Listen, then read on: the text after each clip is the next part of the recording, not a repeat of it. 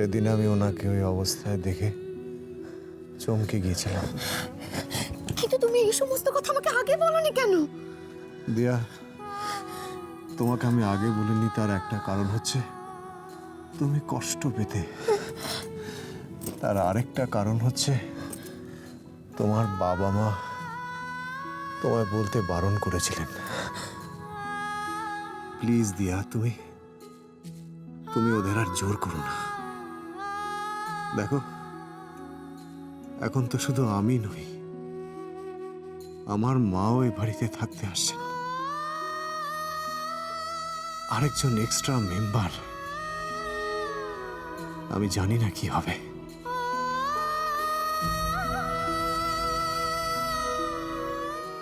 শোনো, তুমি এসব নিয়ে একদম ভেবো না তো। ভাববো না দিয়া, ওনাদের যা আত্মসম্মান বোধ, ওনারা নিজে না খেয়ে থাকবেন, অথচ আমাদের কোনো অযত্ন হতে দেবেন না। তাই বলছি দিয়া, প্লিজ, এই চাট মেনে খাওয়ার কোনো দরকার নেই। দরকার আছে, তোমার তাড়াতাড়ি সুস্থ হওয়াটা দরকার আছে। তুমি একদম চিন্তা করো না, শিব দিয়েছেন যিনি, তিনি আহাত চোখাবেন। তুমি দেখো, একটা না একটা ব্যবস্থা ঠিক হবে। কিন্তু ব্যাস, আর কোনো কথা না। তুমি আর কোনো কথা বলবে না, শুধুমাত্র আমার কথা শুনবে। তুমি কথা দাও, আর কোনোদিন আমাকে ছেড়ে যাবে না। কথা দাও। যেতে পারবো না বলেই তো বারবার ফিরে আসি দিয়া। তোমার ভালোবাসা আমাকে যে বাঁচিয়ে রেখেছে দিয়া। কিন্তু আমার জন্যে তোমার এত ঝঞ্ঝাট, এত ঝামেলা তোমার জীবনে। তোমার জন্য? কিন্তু আমার তো মনে হয় এই সমস্ত সমস্যার মূল কারণ আমি যবে থেকে তোমার জীবনে এসেছি, তোমাকে একটা না একটা ঝড়ের মুখোমুখি হতে হয়েছে। না হলে হয়তো তোমার জীবনটা আরো শান্ত, আরো সুন্দর হতে পারত। তোমার ত্রিনাদির সঙ্গে বিয়ে হয়েছে তো, আর তোমাকে এত আঘাত সহ্য করতে হতো না। একেবারেই শান্ত হয়ে যেতাম দিয়া। হাত পা নাড়ানো একটা রোবটের মতো হয়ে থেকে যেতাম। তুমি যদি আমার জীবনে না আসতে, তাহলে আমার বেঁচে থাকার কোনো মানেই থাকতো না দিয়া। জীবনে ভালো থাকার জন্যে সারা পৃথিবীর দরকার হয় না দিয়া। দরকার হয় মনের মতো একটা মানুষের।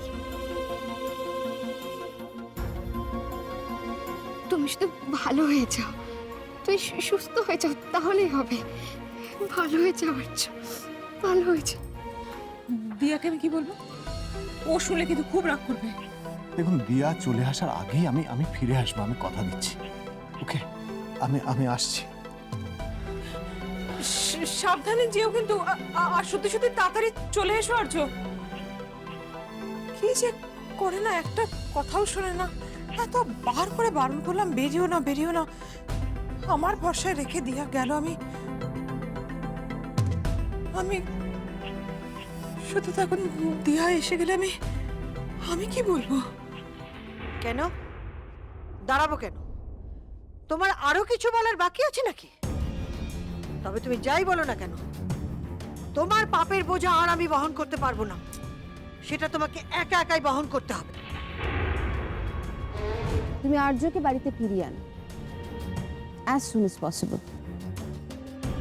এখন বাড়ির মালিক তুমি। পুতুল নাচের মতো সবাইকে পুতুল সাজিয়ে নাচাও না, যেমন খুশি তেমন ছড়ি ঘোরাও। আর দেখবে ওরা বাড়িতে ফিরে এলে মাধবী আন্টিও তোমার হাতের মুঠোয় চলে এসেছে। কি হলো, চুপ করে আছো কেন? যা বলবার তাড়াতাড়ি বলো, আমার দেরি হয়ে যাচ্ছে। ও বাড়িতে তুমি একা যাবে না, তোমার সঙ্গে আমিও যাব।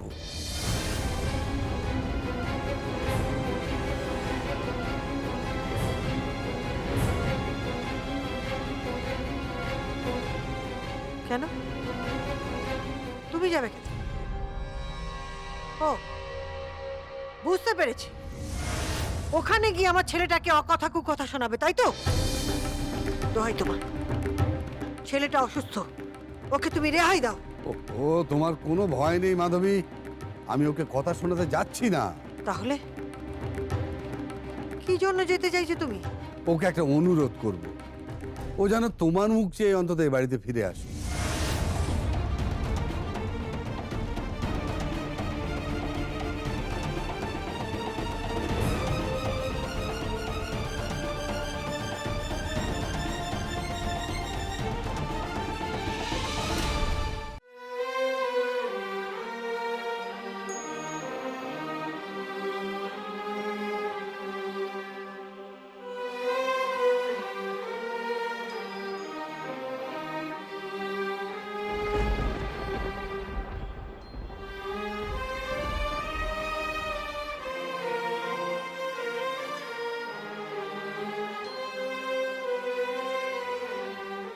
জানি মা কান খালি দেখলে রাগ করবে, কিন্তু এ ছাড়া যে আমার হাতে আর কোনো উপায় নেই।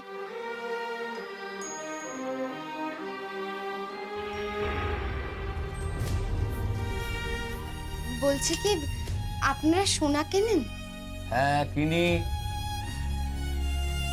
আপনি কিছু বেচবেন? হ্যাঁ, আমি এই যে এই দুল দুটো।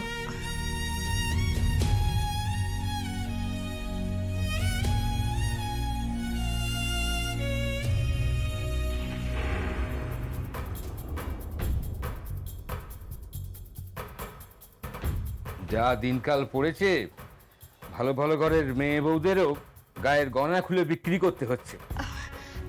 আপনি একটু তাড়াতাড়ি করুন না, আমার তাড়া আছে।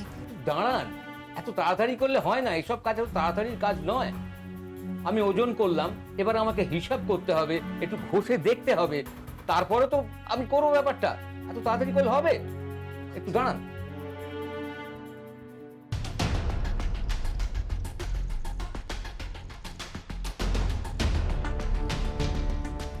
দাদা হলো?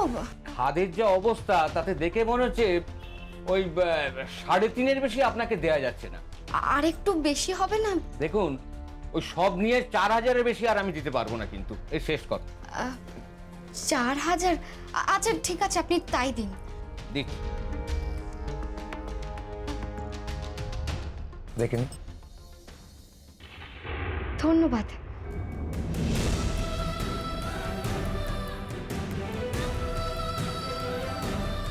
তুমি টাকার চিন্তা করছিলে না আর্য? এই টাকাগুলো আজকে আমি মায়ের হাতে তুলে দেব, তোমাকে আর কোনো চিন্তা করতে হবে না।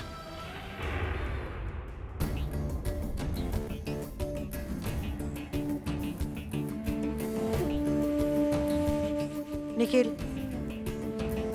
দেখ তো, তোর বাবার রেডি হতে এত দেরি হচ্ছে কেন? আমি দেখছি মা।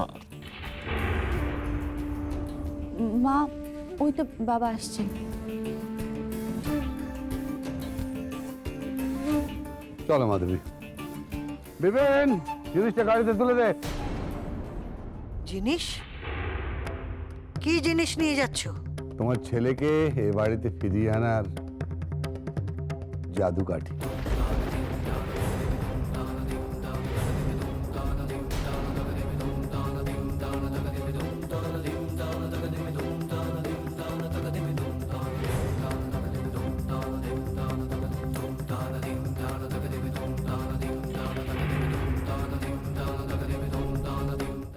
মা, তুমি ও বাড়ি থেকে চলে এলে, ও বাড়ি থেকে তোমাকে সবাই আসতে দিল? কি হলো মা, তুমি চুপ করে আছো কেন? আমি আর্য আর দিয়াকে আমার বাড়িতে ফিরিয়ে নিয়ে যাব। এসব তুমি কি বলছো মা? মাধবী ঠিকই বলছে আর্য, আমরা তোমাদের ফিরিয়ে নিয়ে যেতে এসেছি।